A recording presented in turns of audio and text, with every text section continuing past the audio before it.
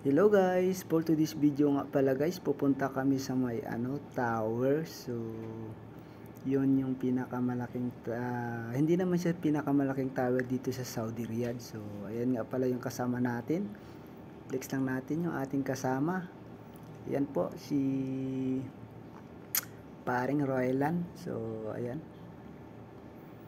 So, doon na sa unahan po yun. Pupuntahan namin mga kalodi. So, yan. So, siyempre hindi ako nakakita sa video diyan kasi nga sabi ko, ano ko lang siya voice over ko lang, siyempre. So, yan pala yung ating mga tropa pips. Ayan, si paring Borging. Ayan po, tinanong po namin kung pwede po kami makapasok. So, ayan. Napakaganda po dyan guys, lalo na sa museum ng Riyadh, siyempre. Ayan. So, ayun pala yung kasama natin, si Said, saka si Kuya Arman. So, ayan. Siyempre, kinakausap niya with Arabic po yan siya.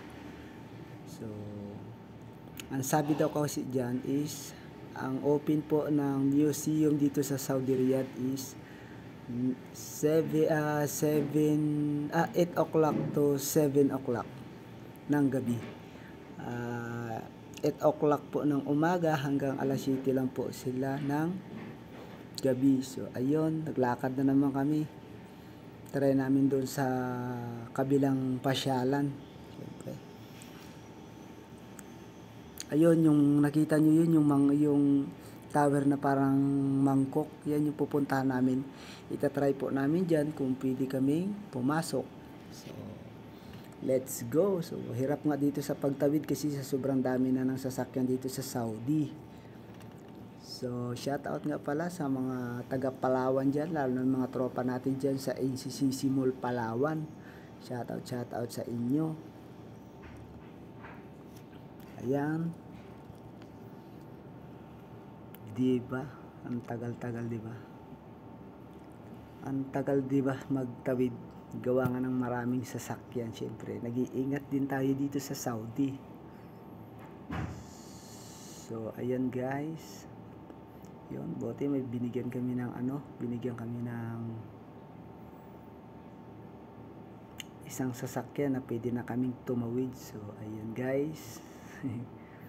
Yan pala yung mga kasama natin, si Borging, si Saidali, at saka yung mag-asawa, si Ate Lablab po, at saka si Kuya Arman. So yun guys, pupunta na kami dyan sa may Bangkok Tower. So, di ko kasi alam yung pinaka tawag sa tower na yan. So, itatry lang po namin. So, tingnan nyo po, si Kuya Arman, no, nagyapak na lang po. Ano daw po yan siya, massage therapy. So, yan guys, syempre, tuloy-tuloy lang po tayo dyan. Diba? So, ayan guys, dire-diretso lang po tayo dyan. Syempre, magtatanong lang kami kung pwede pong pumasok dyan sa loob ng Bangkok Tower na yan. So, yan guys. Pinauna ko nga pala sila guys para at least mabidyoan ko sila. So, ayan guys.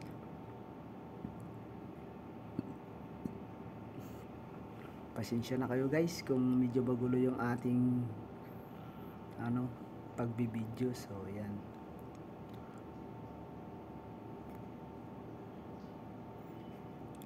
Check lang natin yung guys. Shout out pala kay Noli Gabiola. Shout out kay Almar. Shout out kay Kuya Ryan. Shout out din po sa ating mga tropa dyan sa jazz. Siyempre, sa basketball league natin na parating. Shout out. Ayun guys, siyempre hindi kami pinayagan at bawal na po, sarado na. So, ayun. Siyempre, babalik na lang kami sa kotse. So, ayun guys.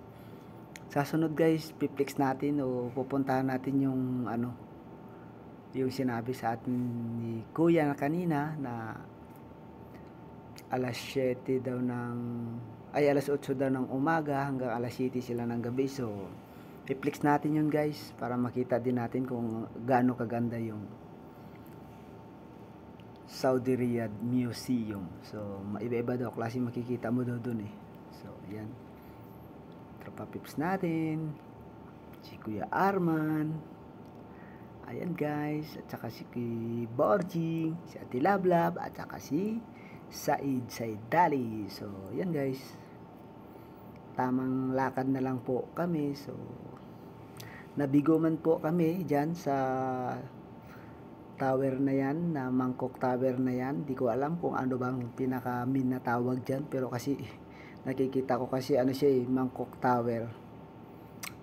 So shout out sa lahat. So pa-share ng ating video, ng ating vlog. So ayan, nag-i-start na po pala tayo mag-vlog guys. Siyempre shout out. Ayan po, si paring Said Dali, tawang-tawa po siya kasi bago lang siya nakita sa may camera. So ayan, si Kuya Arman. So let's go. Malapit na tayo sa Kochi. Yan guys,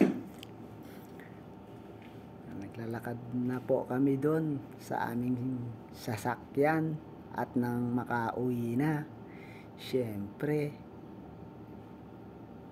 So nag-iba pala yung aming plano dyan guys. Syempre sa next video po natin i-upload yung ating panibagong content na magbablog naman po tayo guys. Syempre nag-i-start na po tayo ng vlogging para at least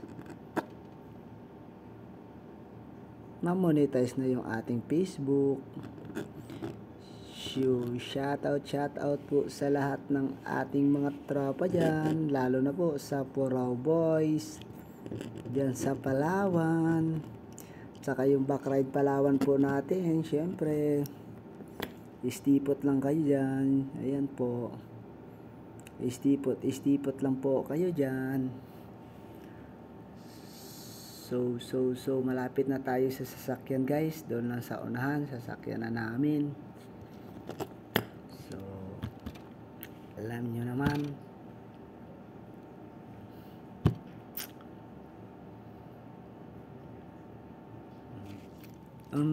napakaganda lang po talaga ng Saudi guys. Siyempre malinis po yung area dyan. Ayan o, kung makita nyo, sobrang linis. Wala kang makitang kalat talaga. Kasi mga ano dito mga may multa kasi kapag nagkalat ka, pag ganun. Dito kasi automatic nasa ano mo na agad yon, nasa ikama mo na agad yung penalty mo pag nagkalat ka dito. Ayan, kumbaga hindi ka na pipicturean lang yung ID mo, tapos yun na, may violation ka na, kailangan mo ng bayaran pag bago ka uuwi ng Pinas. Ganon yung patakaran nila dito guys. Kaya kung sino man yung gustong mag-abroad, try nyo guys, napakaganda dito sa abroad. Kung kakayanin mo yung homesick mo guys, syempre makakaya mo dito sa abroad. Enjoy lang natin yung buhay natin guys dito sa abroad. Kahit malayo tayo sa ating pamilya, at least go lang ng go, diba? So dito na tayo sa sasakyan. So ayan guys.